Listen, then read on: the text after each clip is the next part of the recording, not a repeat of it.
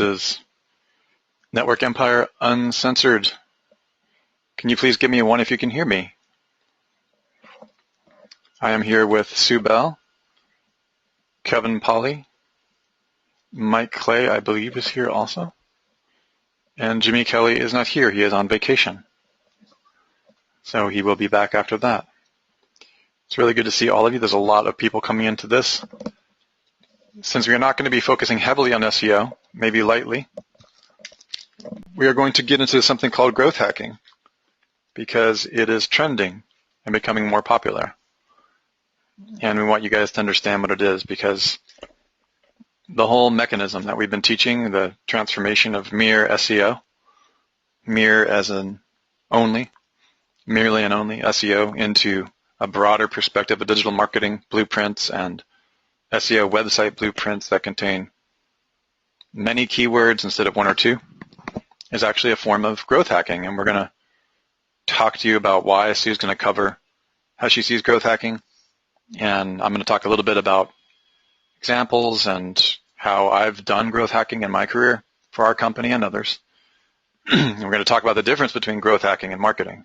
Give me a 1 if you know the difference between digital marketing and digital growth hacking, and a 2 if you do not. Okay. Fantabulous. That's a lot of 2s. So we'll get rolling. If you have any questions, please type them in the box and we'll answer as best we can. And if you do not have any questions, don't type them in the box. If you have a headset, I might pick on you to talk. And let's get this thing rolling. Excellent. So this conversation was sparked out of some of the stuff that we've been looking at and doing, and some of the repositioning that we've been thinking about with our products. And we've gone into a new phase of analytics with all of our marketing, and growth hacking was a term that came across our plate a few days ago, and I was like, oh, that's cool. We should talk about that and unplug Libby. So, cute, David. So let's just talk about growth hacking for a minute. What was the answer to the question? Did people know what growth hacking is? Not really. Mostly 2s. Okay. All right. Excellent. So, growth hacking is the idea of, when you're a startup and you're trying to do a lean startup. In other words, you're trying to not spend a whole lot of money. How do you get traction? If you don't have enough money to go into a full-blown marketing campaign, how do you get the growth that you need to be able to sustain your company? And so the idea was born 5 or 6 years ago with this idea of growth hacking. It's morphed a little bit since its original inception. And today it basically means some pretty extreme or some viral ideas, like some thinking outside the box ideas that you can do to get creative about your marketing and to get a list and to get in front of the people you need to get in front of. And so it includes everything from viral social media to thinking about how you can embed your marketing inside of your products to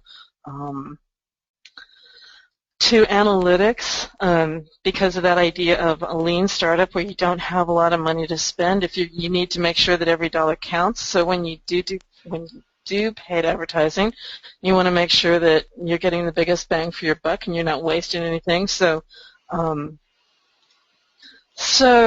of these things are combined into this idea of growth hacking. A/B split testing, content marketing. Interestingly enough, there are some places that I've hit that talk about SEO as being a growth hacking concept. And I suppose if you were doing SEO for some low-hanging fruit terms, that might be the case. But clearly, SEO for those terms that take longer to rank for and that are more expensive, I wouldn't consider those necessarily growth hacking ideas. But one of the things that I found interesting is, and unfortunately that image is no longer available. It was a really great image that had like regular marketing on one side and growth hacking on the other. And it went step by step down the differences between the two. And one of the things that I found interesting is that they talk about, startup starts with growth hacking, and they get, let me just see if there isn't an image on one of these here. No.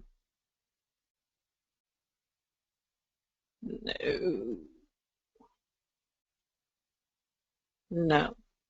So that they get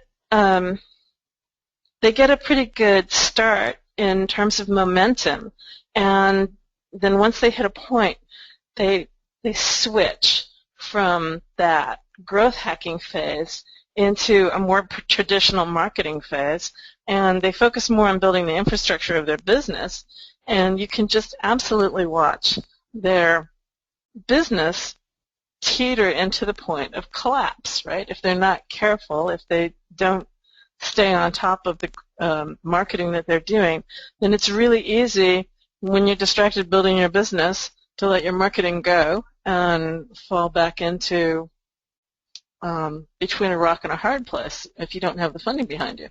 So one of the things that Mike and I were talking about was, why would you ever get out of growth hacking channels? Like, why would you ever stop actually growth hacking? Why would you ever quit that lean mentality and quit watching your analytics with a hawk and quit thinking outside the box for new and inventive ways that you can attract your market? And I mean, it's difficult, but it's just so much more beneficial than like moving over into mainstream channels. So that's my introduction to growth hacking. You guys got questions or comments at this point? We've got lots of stuff that we can go on ad nauseum about this.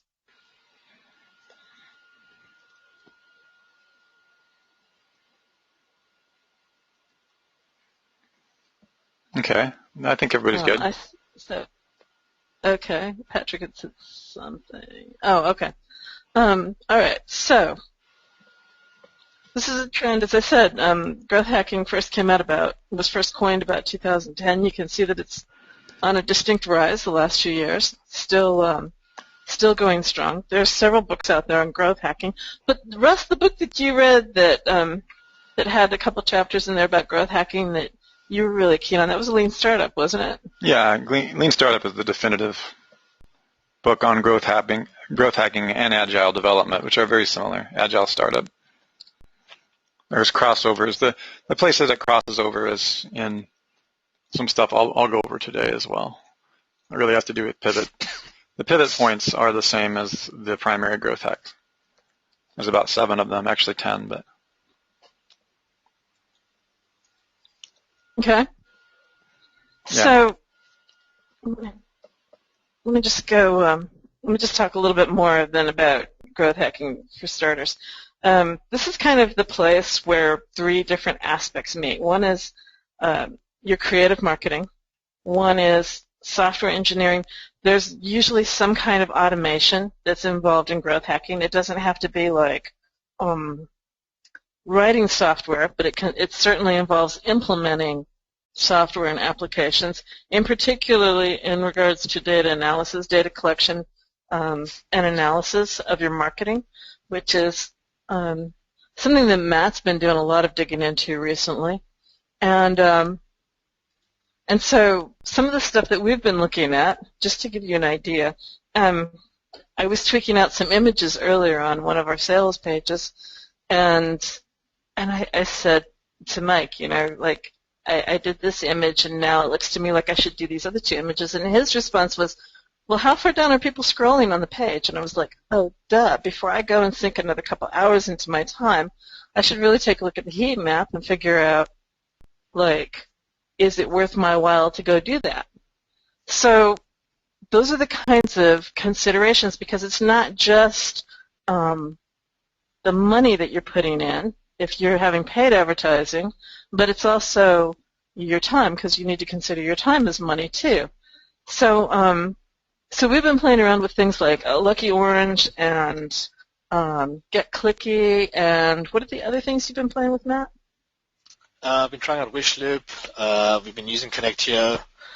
We've been doing a lot of work on Facebook as well. But the primary ones are Get Clicky, that gives us all the analytics. Lucky Orange gives us the heat max, engagements, tracks the forms, how many guys fill the forms in, how many guys don't actually submit the form, where do they stop. It gives us a lot of insights into what the people are doing. And the cool thing is that also we can watch them live when they're actually on the page. So I'd say there's maybe 3 or 4 applications which we are using at the moment which manages this whole process. And what was the split testing thing you were using? I was testing out Wishloop. Wishloop. Yeah, and that looked pretty cool because that's got some pretty fast pages that you can create. Yeah, we can create squeeze pages very quickly, split test them on the fly. We can do geo-targeting in them. There's also landing pages, pop-ups. It's all the stuff that you want to use where, say you're running a campaign and you know there's a lot of similar traffic on a W2 or a W3, we can then create a pop-up with Wishloop, stick it in there, and then drive the guy straight into our WR1 or to wherever we want it to go to. Right. And Mike, you're using a completely different split testing software. What are you using?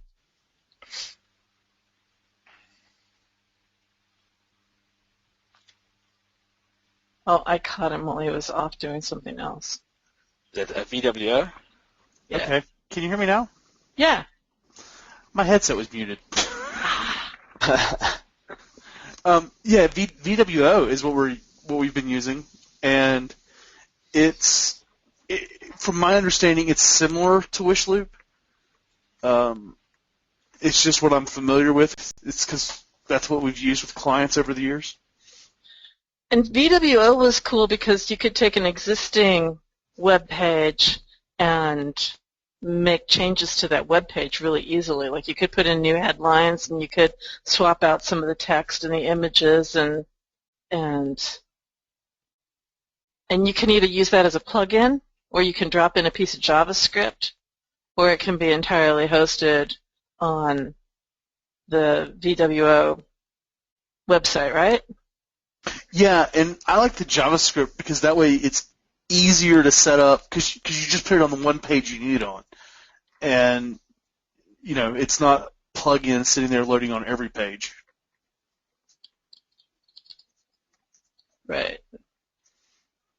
And it took, 15 minutes to set up a decent split test that we started doing the other day? Yeah, we had 3 different versions of an existing page. So we had a page that already had a conversion rate. We'd already taken it from a 10% to 20% conversion rate, and then to take it from there beyond, we set up 3 different split tests that we'll now ramp the traffic up to get a feel for how we can improve it better. And the 10% to 20% was changing the headline and changing the physical location of the call to action. Right, exactly. So Pat asks a good question there. So Pat says, can you just explain how split testing works? That's going to depend a little bit on the software that you're using, but the idea is you have one URL, and when somebody browses to that URL, there's an element in that page that decides which version of the page you're going to see. And depending on the software that you're using to split test, there's a lot of different factors that can be involved. But let's say the most simple A/B testing is going to have 2 different pages, and for 50% of your traffic, it will randomly show one page, and for another 50% of your traffic, it'll show another page, and it will track what your visitors do on each one of those pages. So in other words, when you set up the 2 pages, you define what success is, whether it's clicking on an opt-in button or clicking on a buy button or whatever. And so then it tracks what happens on each version of those pages and tells you which one has a higher success rate. Well, that's an interesting question. Do you run different split tests for desk versus mobile? You Yes. know, yes. The software these days has gotten pretty easy to use, so that you can easily set up the elements that you want in each version and the order that you want those elements to be in. So, yeah, I think in both pieces of software that we were playing with, both the VWO and the wish loop, you could easily set different tests for mobile versus desktop. You guys, I'm just curious what everybody's experience is. Give me a 1 if you guys do any sort of split testing, and a 2 if you haven't ever done any split testing.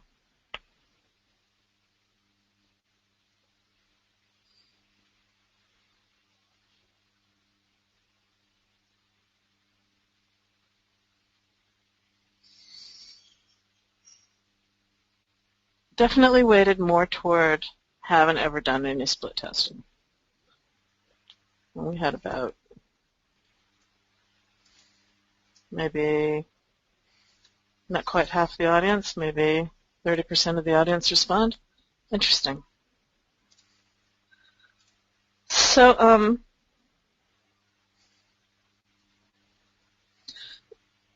everybody uses analytics, right? Give me a 1 if you use some kind of analytics, even if it's Google Analytics, and a 2 if you don't use any analytics.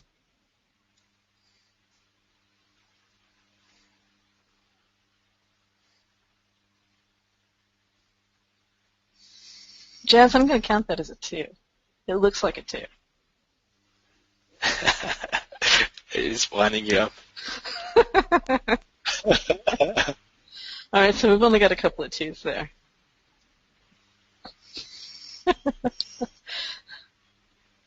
All right. So for those people that have used analytics, give me a 3 if you actually dig into what the analytics are telling you and make changes out of it, and a 4 if you just use it to look at how much traffic you're getting.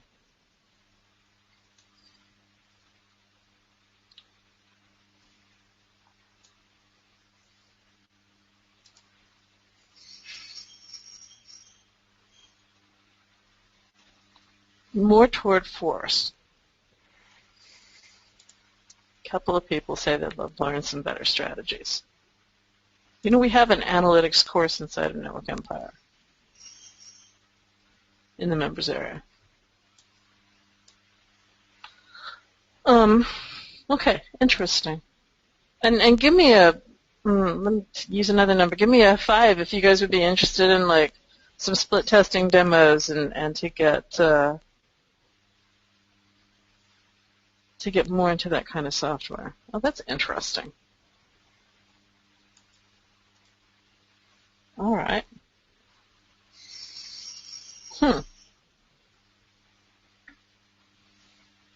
Well, we could do a quickie little demo if you wanted to.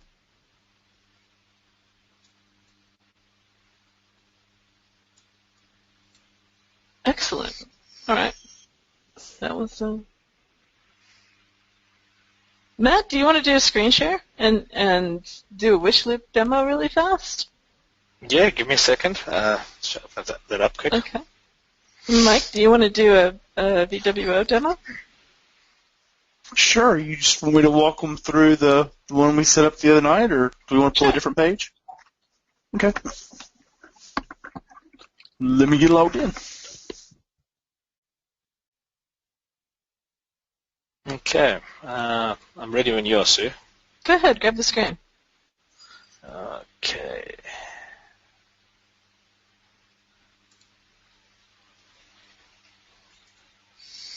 Okay, can you see my screen?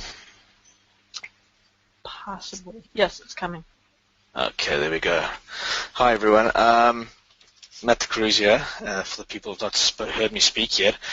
This is the application that I basically use. I do a lot of testing, and when we build sites, we test things and we work with things. I need to always know where things are working, where things are breaking, how are they working, and this is where I basically play around and I create my campaigns to see, is it fact or is it fiction? Okay, so the way this works is there's three things they got here. You've got conversion mats. That's essentially a page where the background moves. So we've got the pop-ups. We have slide-ins, toolbars, pop-ups, hover-overs, many, many kinds. And we can control all the interactions. And then we've got pages, actual landing pages.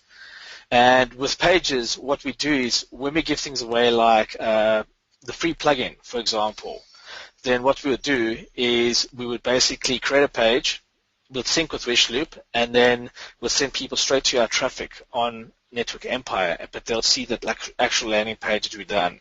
And we can build quite complex forms and do some crazy things here. So it's basically broken up into three parts. And at the top here, you've got Engagifier, Captifier, Amplifier. These are the different things.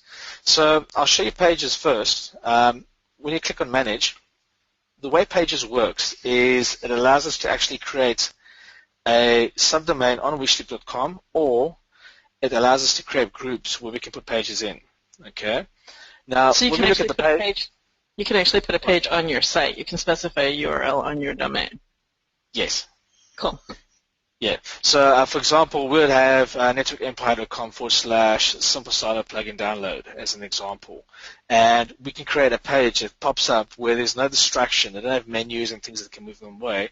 It's very, very focused on doing that. So basically, we've been doing some tests with the plugins, and I created this page over here.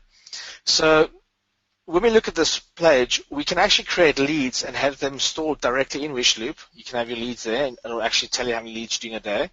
I typically push them to our own autoresponders. When we click on View, this opens up the page and allows us to create new pages or split tests. Publish, we can create a subdomain, and we can have a specific subdomain dedicated to one page. We can download the HTML page and upload it to a server. Or with integrations, when I click on that, we can iframe it, use the plugin, or use the universal JavaScript. So you just copy and paste this and stick it in, and this page will pop whenever that page is called. Okay. So I'm just going to jump into this one quickly here and show you a page we created. So when we go into the actual page, you can see we've got two variations. And we've had some interesting conversations where we were saying, what happens on a page where a person just has a button to press versus a button plus something else, like an opt-in form for another thing? What would get the best rates? So here we can see we had 39 impressions on this test, 48 on variation 1. The conversion rates, we had 35 conversions versus 24. And here we can see the conversion rates. On this one, we've got a webinar opt-in form on this page. So what we do is when we create these pages, we can essentially set up all our SEO tags, keywords, meta descriptions. So if the pages get indexed, they've got the right stuff in there. Okay. Typically on WordPress, you'll set it to no index if we're doing these particular types of tests because they're not designed for ranking. They're designed for engagement. They're designed to suck people in and to get them to do a specific action. So when we look at the first variation, you can see once they've opted in, all they've got to do is click on this button. That's all they can actually do. And that's going to be a specific conversion. Now, we can control that within the editor, which I'll show you now. And here's the second one we're testing. Smaller button, but an opt-in form. Okay. So we're testing on how many guys actually click on this button versus them going through the opt-in form over here. Okay. Now, this opt-in form is connected to GoToWebinar, and it just basically subscribes you straight away and then redirects you back to where you can get the plugin or any other place. So to see this, basically you click on Edit, it opens up the editor, and it gives us a very simple interface where we can pull in our images from Useon, we can basically upload images, we've got templates which we can load, so I click on Load Templates. You can see we've got polls, videos, opt-ins, multi-steps, a lot of things that are pre-built. So if you're in a rush and you want to do something really quickly, you can come in here, select any of these, grab it, and just utilize that template. So what's nice about this is the interface is super easy. Here's our window. That's all we can use. We can apply text, which is your basic text things. We can embed images, videos, video embeds. We can put in built-in forms, which allows us to track emails, or we can use custom opt-in forms, which allows us to push things to autoresponders. So we've got the flexibility of controlling how we want the lead to flow and where we want to put it. Whereas in a lot of applications, I find you're pretty much restricted to autoresponders. Okay, so it helps us get things done quickly. Social, we can add buttons. With buttons, we can add in click to call. So for mobile phones, we can put a number on, click that button, and the mobile phone will activate and run. There's buy buttons. For marketing, we've got Amazon widgets, ebooks, computer screens, Shopify widgets, a whole bunch of stuff. This is very nice, geolocale. We can basically put a country in, so if you're doing geolocated campaigns, you essentially can tag the locale and the guy will see the locale and can capture his email like that way. Steps allows us to link things, so I can click on the button, go to the next step, or we can click on an image to go to the next step. And then miscellaneous, Google Maps, code, external web types, countdown timers. It gives you a lot of stuff that you can do and use to make your visual thing nice. Excellent. Now, when we test, we can essentially look at it from a desktop point of view, a tablet point of view, and with the mobile border, we can turn the headline on and off. So we can show these guys a totally different ad. We can add elements in and show them specific for mobile versus desktop. We can change the whole story around very, very rapidly. So what I mean by that is, on the editor, we could have elements on this page that are only there for the mobile device. Okay, it might look a bit chaotic over here, but I'm just letting you know that you can see it that way around. Right. Okay, so when we work on this, when we click in the background, we can put any image in, and we can control all our scripts over here.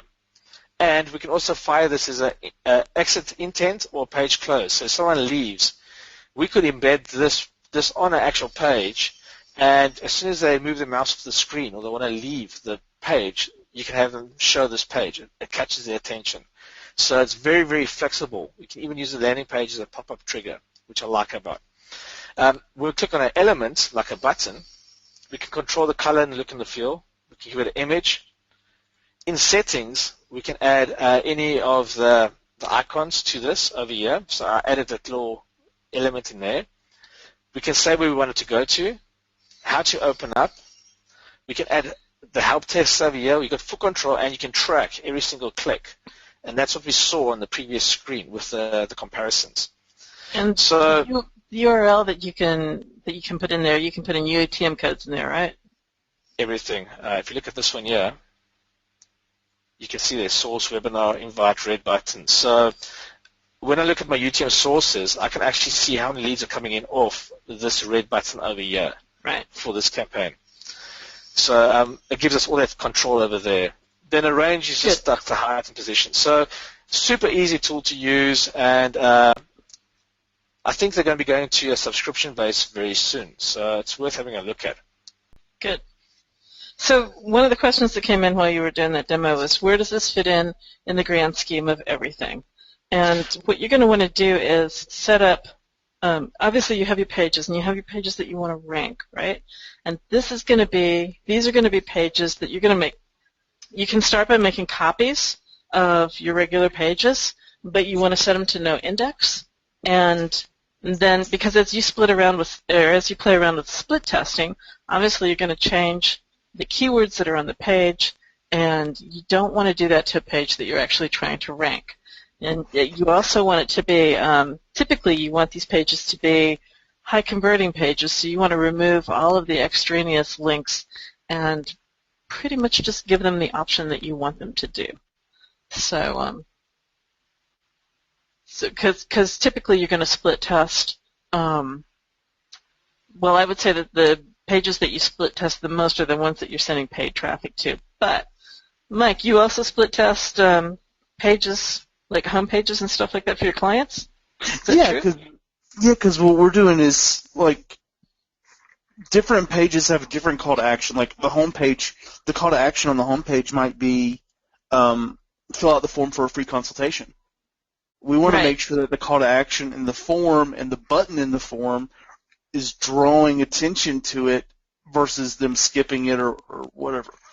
And so we'll set up a split test and test like 3 or 4 different colors of buttons, 2 or 3 different button text, and just kind of see what resonates with their client base. Why don't you grab the screen and show them how you can change the text really easily in the VWO stuff? All right.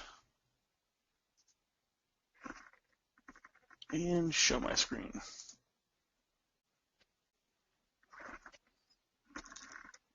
Okay, is it up? Yep. Cool. All right. So here we are. We're in VWO, and VWO can do a lot of different things. You can just do a simple A/B test where it's, do they like version A, or do you like version A or B? It's kind of like that optometrist. Yes or no? Yeah. Okay. Sorry. This is the most common test that you use.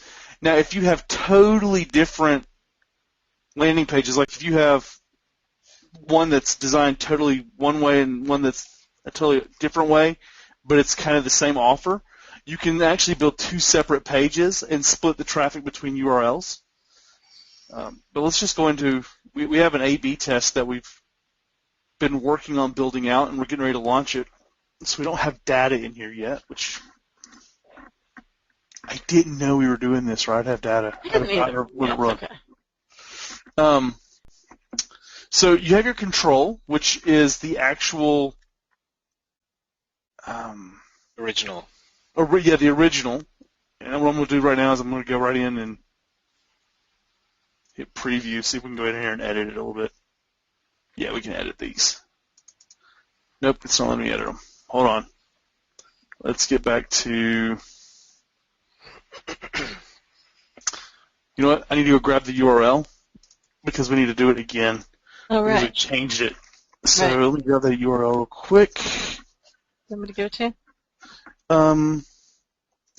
You just sent it to me a few minutes ago well, on Skype. So You can use the short handler mic, which is the free course, right?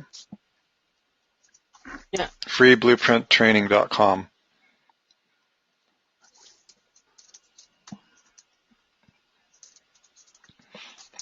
That's just a forward, but it's easy to remember. yep.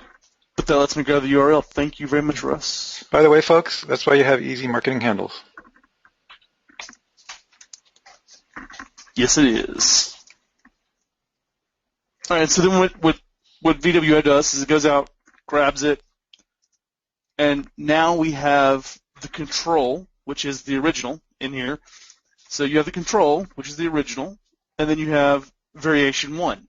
So let's say we're going to do variation 1, and we want to change the headline. So let's go here, hit edit, and that is now going to be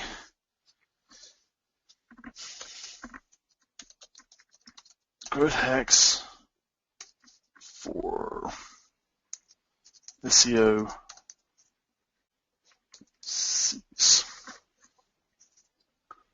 Done. Let's say you don't want to use a video on this page. You want to use a picture. So we'll just remove it, and then we will. Let's see. Where's my thing to where I can put a image in here? Uh-oh. I hate it when they move stuff on me. Right?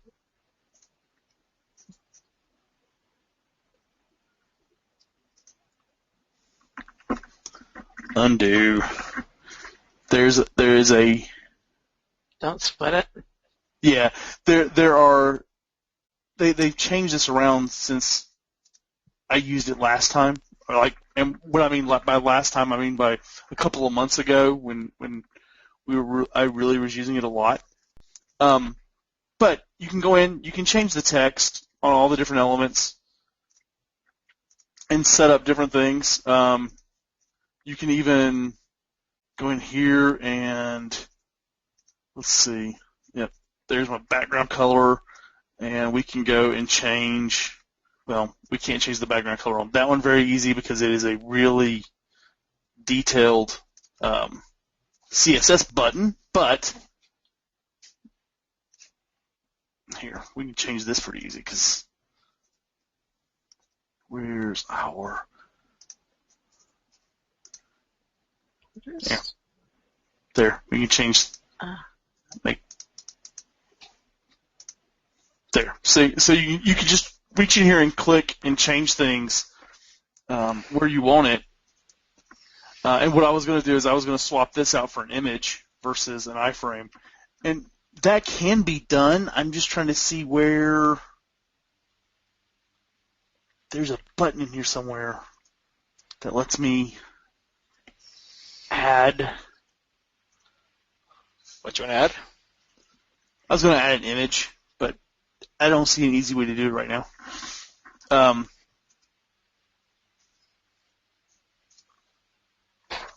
That's okay.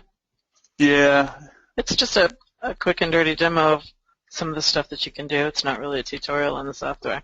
Yeah, I found a really cool image that I was going to throw in here, though. Oh. But anyway, so... I just dropped the HTML in there. Yeah, that's exactly what you do. But you can do things like move elements around, resize things. That's pretty easy, eh? Yeah, it really is. And if we didn't have such... if we hadn't spent so long, this box right here that you're seeing outlined right there, if we hadn't spent so much time making sure that that was fully mobile responsive, it would be a lot easier to split to grab this stuff without doing any code. Right. But every element on your site, every div tag in your WordPress website can be tweaked. You can even edit the actual HTML code. Like you can, if we had two different pictures of Russ, we could test to see which picture of Russ worked better. Like, that's not an actual call to action. But say we want to change the whole sign up for free. What if we don't want to say sign up for free?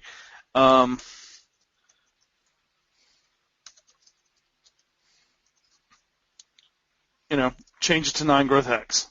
And then when you're doing this, you can actually come in here and say, we're going to track the clicks. So our goal for this is we want people to fill it out, and we're going to track how many people click it. So we'll hit done there, and we'll just go on to next. And you set, what's your estimated conversion ratio and all that kind of stuff. And then you go on to next. Yeah, we'll delete this in a second.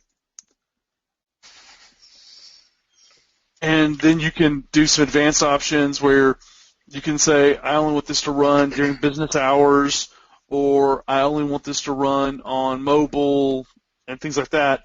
But you can also enable heat mapping, where it's going to do the heat mapping for you in the system. So you can do heat maps with this to see how people click and all that. Interesting. And yeah, so it's got a lot of really interesting features in here, and we're just scratching the surface. But they have a great ideas section where you can even go in and look at the ideas, and they'll tell you it takes about 15 minutes to set up the split test. Huh, that's cool. Yeah, and they even have case studies. What was that, Matt? Can you embed those templates into your page? No, but they explain what they were testing so that you know what to look at. Here's the really cool part. Like, which of these took 5 minutes to set up? Which of these took an entire day to set up, or longer? This one took more than a day to set up, where they were going through and they were actually changing things back and forth between an unlimited 14-day trial versus 1,000 visitor trial for free access. Yeah, But the really cool part is they explain why they tested those elements and what the results were.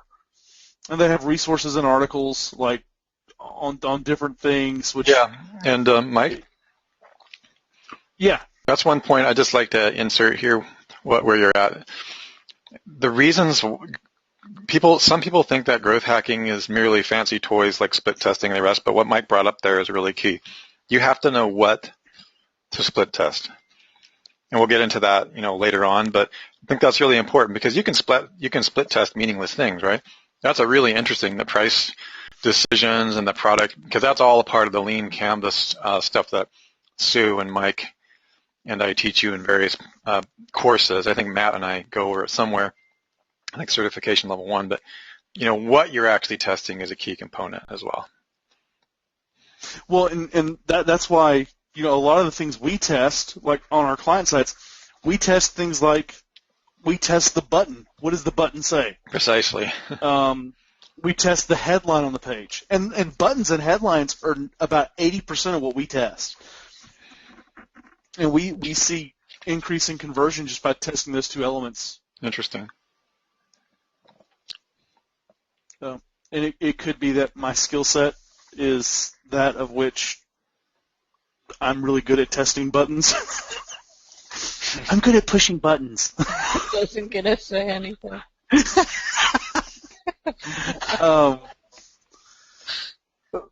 But yeah, it really. I mean, if you look at these now that I've shown you a little bit about it, let's go into the control. So you can see, since it's done loading.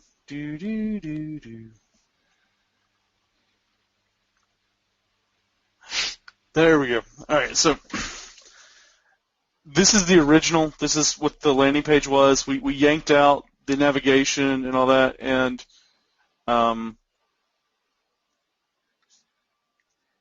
it went up to 20% just by putting the button, making the button bigger and moving it up the page. And then we started building variations because we're going to test it with a couple of different variations. And wow, this thing is really slow to load these things. It's probably because you're also on screen share mode. Yeah. Gotcha. So then we are, here it is. I'm changing the headline, and I'm changing the bullet points on the side. That's the only thing I'm changing. What we're doing is we're testing the headline. We're not testing everything at one time. We're testing one or two things at a time. Because here's the thing. If you change a ton of stuff without doing a totally different type of page, how do you know it worked? So yeah, like Russ was saying, it's not just a toy. It's not just something to tinker with. It's knowing what to change. It's knowing what to change, when to change, what to look at, and this all started, Sue. I mean, you were showing the heat map at the beginning of this, and I was looking at the heat map, and I'm seeing where people are focusing, and with where they're focusing, I think we should change the thumbnail on the video. Right. You also have noticed that nearly 70% of your traffic never went below the fold. Yeah, but if you look at where the fold is on this screenshot, there's nothing to tell you there's something below the fold. Eric asks a question, Mike. I think you've covered it slightly, but just to expand on it, he says, can't you really just test one element at a time to know what is working? You can, but okay. So testing one. Here's the problem you start running into with testing. Rephrase that. It's not a problem. Testing one element at a time lets you really, really fine-tune it. When your conversion ratio is really low and you're trying to get high, don't test one element. Test totally different layouts, totally different types of copy, and all that kind of stuff. Go extreme. When you get up to 50% or higher conversion, that's when you start testing one element here and there to get those extra couple of percentages. But yeah, if you're trying to go from 10% to 30%, don't just test an element. Test something totally different. Yeah, exactly. You got to test multiple ads. We did a test the other day. We published 1,000 ads and let them run for a week, and that narrowed the choices down to maybe 5 ads, which had a common thread running through them. But it took us a week, but we got that data really quick. And as soon as we turned all the other tests off, that improved our click-through rate. So there's always these knock-on effects that happen when you do that, but you get your answer really fast. The interesting thing is you need a substantial amount of traffic before you really know who the winner is. There is the temptation to take anecdotal traffic and make a decision based off of that. When you talk to the guys that are in paid traffic, they say it's only indicative until you get to 10,000 impressions. And I definitely wouldn't be making any serious decisions at under 1,000 impressions. So if you're going to do something like this, you want to really throw some traffic at it. Otherwise, it'll take you a year before you know which one is the one that's working. There's another element to throw into that as well when you split testing. Mike's been sort of indicating, 10, 20%, 50% improvements, which is great, but there are times when, a 0.5% improvement after you've gone through the single changes, if you're in a market where you're turning over 10,000 a day, then that 0.5% improvement is going to be a major improvement, and there does come a point where you can't get those big steps. You can get them to start off with, but don't always expect them. Just sometimes the smaller improvements really do mount up. Exactly. Cool. So growth hacking, that's a little bit behind the curtain at the technical side of growth hacking, and as I showed you on that Venn diagram, there are 2 other points to consider. I'm just trying to get back here to that. So let me steal the screen back.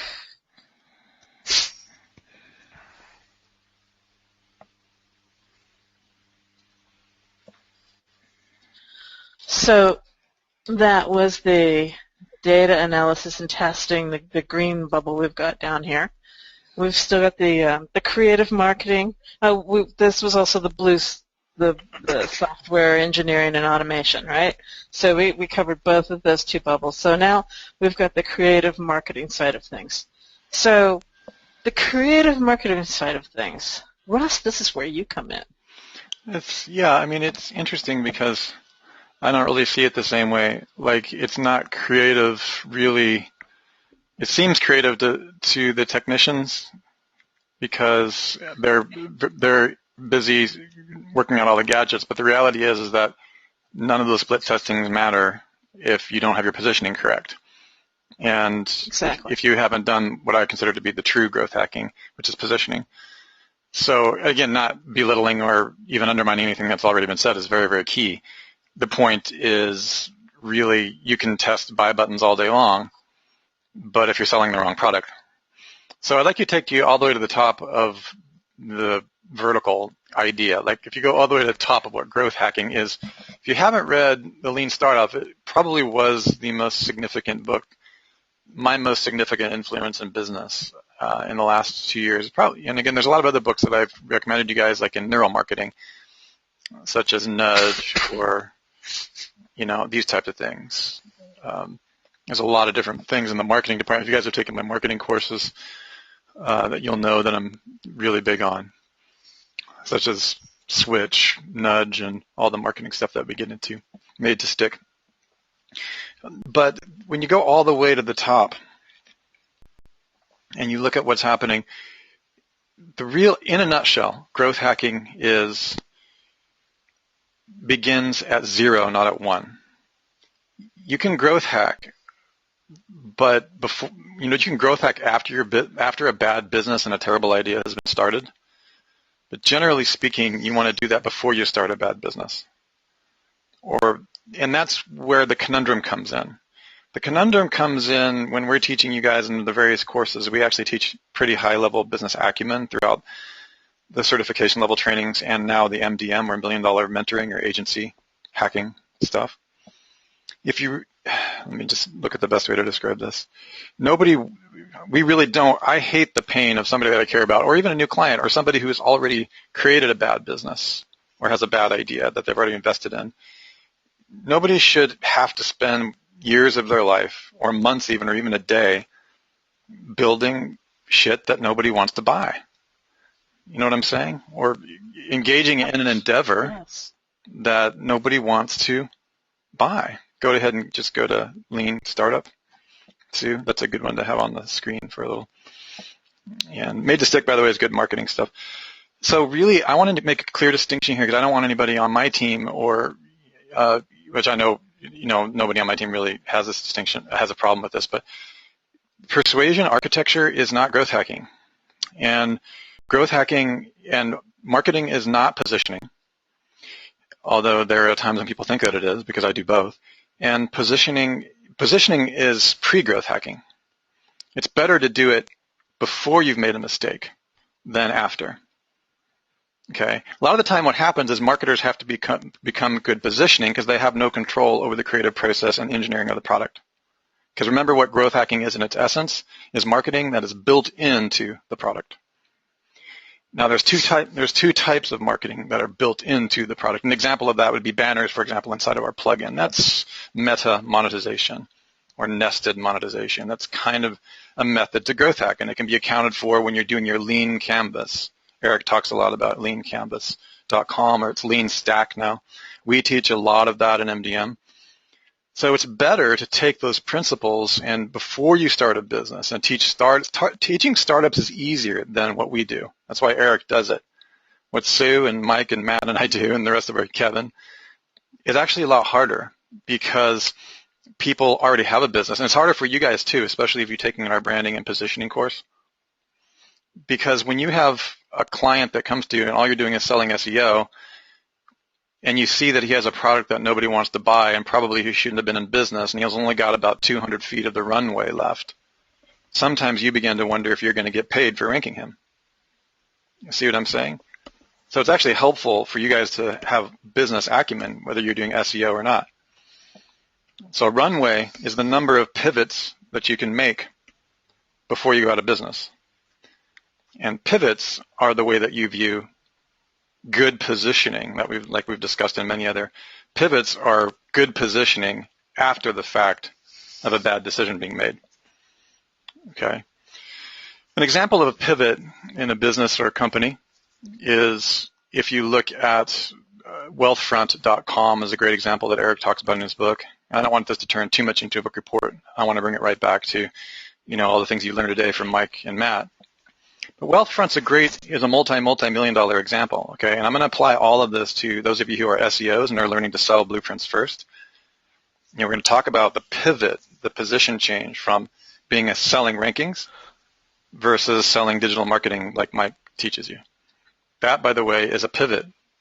And we designed it for you because it's the least damaging, least difficult, and takes the least effort than anything we've ever discussed, we've ever found in our industry. So it's a kind of a pivot that we're teaching in the form of a opportunity. Now, Wealthfront's a great example because when they first built Wealthfront, it was it was an online stock market trade, a virtual stock market trade system for gamers, essentially, or stock gamers, people who wanted to become good investors but didn't want to risk, so they were gaming. And the idea that the company had was that if they created a game, they would attract it was a great growth hack idea, right? Think about that. You create a virtual game where nobody wants to invest, but they want to play. They've got plenty of time on their hands but not money. And they come and they start playing in this virtual world. It mimics the stock market, but you're not losing any money. Doesn't that seem like a wonderful gamification to acquire leads? Then you put these widgets everywhere and these banners everywhere, right? It seemed like a wonderful idea, right? Wrong. So what happened? Well, nobody invested. They kept playing, okay? So it really is. So in other words, you attracted the wrong market. So because it started out being a game. Is that the idea? That may be what happened. Now there's several. It's a long story, and Eric covers it fairly well in Lean Startup. I'd recommend reading chapter 2 or 3. Okay. But it is. That's put simply, Sue. It was a combination of behavior. This is why I'm also a choice architect, not merely a neuromarketer. Choice architecture, like the book Nudge and all these types of things, talk about just decisions. So there's a complicated thing happening, and Mike revealed that just now in some of his split taste on things. There's a lot of choices, a lot of assumptions, a lot of things you could test. You could go all the way to Gucci and test 1,000 variables at a time, and 99% of them are useless unless you've first done your work with a lean canvas. Because lean canvas, with the process that our team takes you through at our live event and in the MDM training, makes sure that what you split test later on deeper in the stack is not meaningless. Okay, in other words, somebody had to come, the button that Mike showed, somebody had to decide whether free or 1,000 had meaning. That didn't come by just randomly creating 5,000 buttons, 1,999, 998. That came through somebody thinking about the behaviors, needs, and wants of the market, preferably through a lean canvas or a lean stack. Okay, it's a process we teach you. It's actually a systems process. So what happened in Wealthfront was that they just realized that nobody was upgrading, and they were running out of money. The runway was, they could see the lights at the end of the runway. Okay, they were done, and that's how startups don't survive, right? So they made a massive pivot, which takes a great deal of courage. And that pivot was to realize they would learn from their mistakes, and it was really, really hard. They had people leave because of it. They had invested years in building a game, but they just literally quarantined the entire thing and just jettisoned off the ship, the entire game, everything, half of the company essentially, and started over and realized that they had this wonderful list, and then they pivoted the company in a different way. And the story is in there how they did that. They essentially used the best of the best in that list that they had and started building a strong relationship with a different market, like Sue mentioned. Instead of the relationship being with all the free gamers, which was really the growth hacking method to attract huge lists, right? Or what we call minimum viable members of your list. Level 1 leads is another way of looking at them. They focused on the level 4 and 5 leads, which were the owners of very large agencies or very large brokering firms that were already skilled in investing. And then they got really clear on what they were actually selling, which was high-quality brokers and investors and connecting them. And they changed the purpose for the platform. Now, they've gone through more changes first, but this happens all the time. And a lot of the times the pivot is called pivot or prevail. Pivot or persevere, rather. These are the models that you're looking at. Now, I want to bring this right back to you, sitting here listening to this, because you can get lost in all the gadgets and the cool software and all these things that are incredibly important when you have a team that understands the foundation and purpose of your company, the vision and the unique mechanism, like why somebody would want your ninja thing. Like, Wealthfront thought their ninja thing was a giant gaming platform that took $2 million to build, and where nobody had to risk anything, and they could emulate the stock market and play all day. That was not the unique mechanism. It was a great growth hacking thing, and it could have worked, but they would have had to understand that that was not the product in the beginning. You see what I'm saying, you guys? They would have understood that game was not the product. You're not going to make a lot of money. You're not going to make millions upon millions by charging people even $9 a month for a game like that. That's not going anywhere. So that's really what I want to say here, is that the SEO, here's another way for you to look at why we created MDM. You can visit sell 2 blueprints every month or free blueprinttraining.com.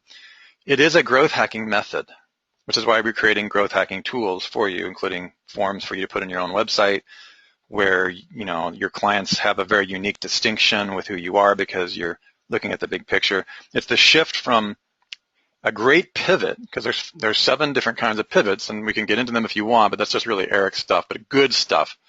The essence is that you can do painful pivots, which are really, really scary, like Wealthfront did. I mean, they jettisoned $2 million worth of stuff and half their staff, okay, because they didn't know what was coming. Or you can you can go smart and take it from people who know what's coming. We've already, in a sense, what I'm telling you is that we've already growth hacked the next 5 years for you. You guys already know that we're pretty spot on when it comes to where technology is going. You've seen that over the last 12 years. Well, we know exactly where it's going with SEO as well. Okay, we know generally where it's going with SEO. That was a little bit more modest. And so what we've done is we've growth hacked it for you, which is what the blueprints are all about. Okay, because anything that comes into that blueprint, you know, maybe when you guys could drop the MDM, the free area or something. So there's a lot of new guys in here. The shift from SEO of selling one ranking at a time to selling the big picture, the blueprint, and looking at the giant frame is a way of, in a sense, being distinct and being cutting edge and understanding where things are going to be is a kind of, because of it's a positioning method. And positioning is very related to growth hacking. In order to know your position, you have to know what people care about and what a business owner really cares about. So we're really helping people position out of SEO so that SEO is included. And by doing so, we're actually helping you growth hack what you're already going to have to do anyways, because we don't want anybody lying to themselves about how stable SEO is going to be. I mean, I'm watching contracts happen right now for $9.99 a month in the SEO business that Bruce Clay charged $5,000 a month for 7 years ago. Okay, I mean, it's weird. Yes. Yeah, it's over. All right, just nobody wants to look at it. That model of it is over. SEO is not going away, but it's being commoditized. It's actually already been. And that's, I mean, it seems obvious. Now, what's interesting about that is that's one of the pivot points, okay, that Eric talks about in his book. I have used several of the pivot points within growth hacking, such as price analysis, which that's where you would then, as you go deeper into the testing phase of growth hacking and the social tracking of growth hacking, as you go deeper into that, those things are it's very important to know which of the 7 to 10 pivots you should be doing. Well, the simple shift of SEO into digital blueprints is actually contained 3 of the pivot points in Eric's book, all in one, with very little cost loss. Okay, some of the pivot points that I've tried to do, like Sue and I always try to create a lean canvas. That's the reason, because then you want to make sure that you can live a whole universe out in your head and never lose any money if you do your lean canvas correctly. Okay, a whole universe in your head. In other words, you know what a flight simulator is? Give me one if you guys know what a flight simulator. You know what, they put pilots in this thing. I don't know if Steve Melton's here. He's a 747 pilot. Been with us for years. Yeah, okay, so they put you in a flight simulator. Your frontal lobes are this flight simulator, okay? This is a friend of Eric's company, Lean Stack. We've taught a lot of you guys MDMers. A flight simulator is so that you don't crash during your actual plane flight. In other words, you've experienced some simulations enough times where you don't have to fail. You're not going to crash at the end of the runway or lose all your investor funding before you've even done your first marketing campaign. You understand the difference between growth hacking and viral marketing, and the difference between viral marketing and marketing, and the difference between marketing and big branding. Okay, this is what I live with every day. Okay, this is what we all live with every day. There's a distinction between all 4 of those things that almost nobody ever makes, and they're huge. One of the cool things about the flight simulator is that if you do this stuff in your head, you can live out a whole business, a startup, and failure before you even begin. Now, here's the cool thing. You guys are already in a market, either personally or as an agency, that is going to be around for a long, long time. In other words, one of your taproots or one of your, your industry skill sets, it might not be completely honed, is going to be required and needed for many, many years to come. Okay, I'm not saying that SEO and digital marketing I'm not saying they're going away. I'm saying the way that the world on the other side of the glass looking in at all of us sees the world is changing every single month, which is why we've provided you with this, MDM model, the digital marketing blueprint model, so that we can think bigger. And you almost have to have SEO, digital marketing, social media, and business, persuasion architecture and business architecture in your company And we're in a renaissance, quite literally. History is repeating itself. We are in a renaissance era where just a lot like Renaissance Europe, except digital, right? So the lean canvas will prevent the growth hacking. You can do all of the growth hacking all the way up to realize it can't be hacked in one single sit down if you learn lean canvas. So that's the main takeaway I wanted you guys to have. And I also wanted you to know that we've done that for everything that you work with that we do. That's why it's successful. Okay, we sit down, we go through it. There's been several things that Sue and I have done a lean canvas on, and I was kind of pissed off when we were done because I really wanted to do that thing. And then we were like, but it was obvious. I couldn't be mad at her for not doing that product because it was like not good. Like you will know when you're done. It's really quite extraordinary. Give me a 1 if you're an MDM or $1 Million Mentoring student. You've actually gone through the lean canvas process with Mike Clay and Sue and myself. And the 2 if you have not. What training? I think that was in, I'm not sure which training that's in. Yeah, well, we did it in the MDM4. Yeah, it's MDM4, so you guys don't have, I can't sell that though right now. Well, we also included one of those videos in MDM1, all the way down into MDM1. Yeah, so I've got all the way that down right to here actually. Yeah, let me just see if I can put that. That might be MDM4 that I have on my screen. I'm pretty passionate about this because, you know, it's one thing to reposition something that is completely difficult. Like I've done that with clients. And by the way, we do have a process for that. And people should pay you a lot of money to look at those business things. But it's another thing when you guys are already, when you're in a startup and you're looking at these things. We have a lot of new agencies or one-man bands in here. In our organization, in our community. And so it's interesting. I don't care if you think everybody's selling it or it's obvious. Do the lean canvas anyways, or do something like it. Go through the lean startup process anyways for all of your products, because you'd be surprised. I can sit down with 4 different agencies, and they're selling 4 different, Mike knows this too, and they're selling 4 different kinds of products. You would think that SEO agencies all have similar products and digital marketing, there's similarities, but there's all kinds of madness going on, and it doesn't even matter. The biggest thing that I find is that they're not actually clear on what it is they sell. Correct. That's the whole point. It's not. The underlying mechanism is unclear.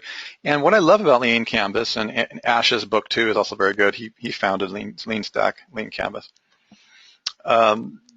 Is not only don't sell something that nobody wants, but don't position something in a way that it does 2 things. Don't position something in a way that the market that you thought you were targeting isn't going to like, or don't target the wrong market with something that you should never position for them to begin with.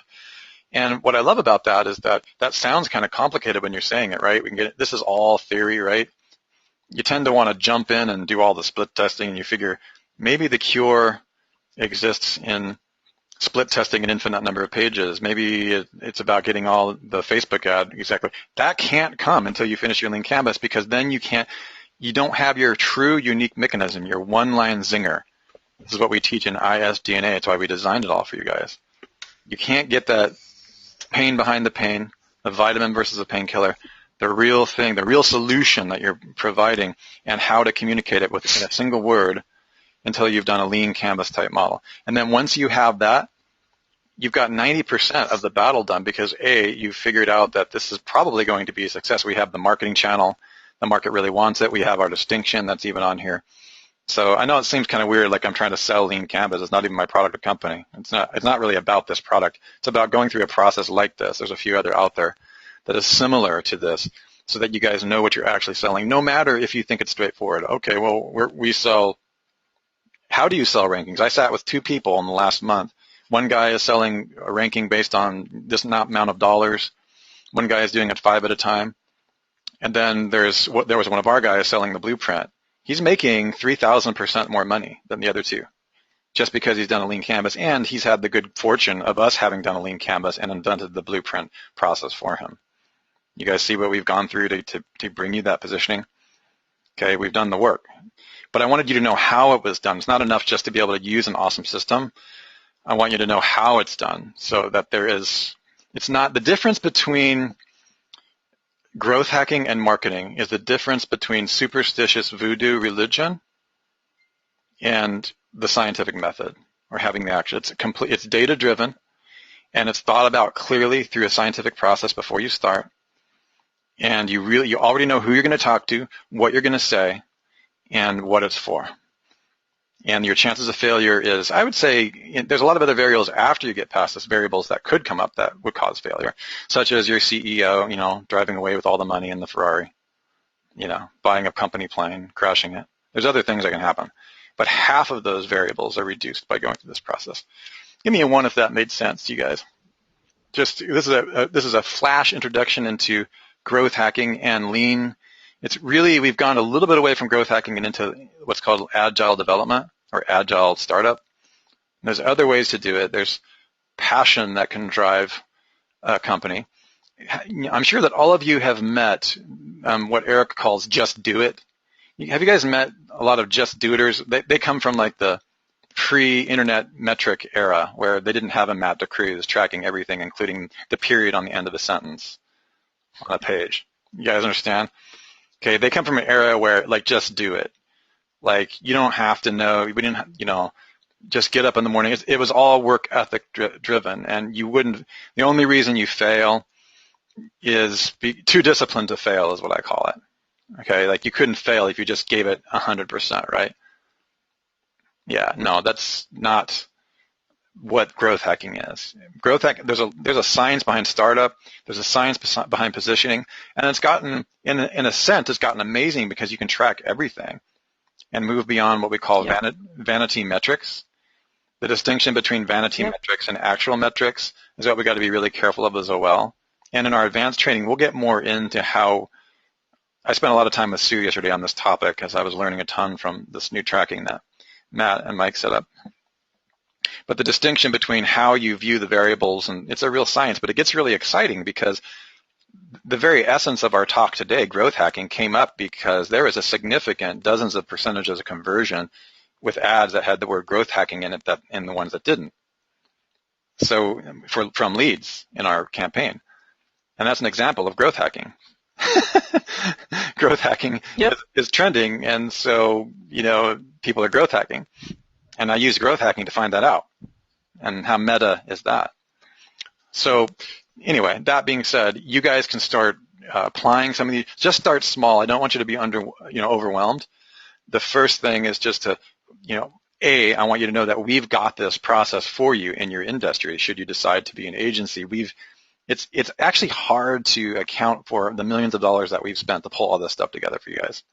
It's hard to say, okay, here's the price tag, here's how much we spent, here's how much our runway and costs, and because I don't care about that. I just want you guys to see that how much time has been saved within this, and that's all here for you. If you want to know the whys and the hows of why and how we do things, it's all here. You just got to dig a little deeper into the correct course, and we'll show you how we do it. Sue, do you have anything to add to that? Because you're kind of the lean canvas growth hacker.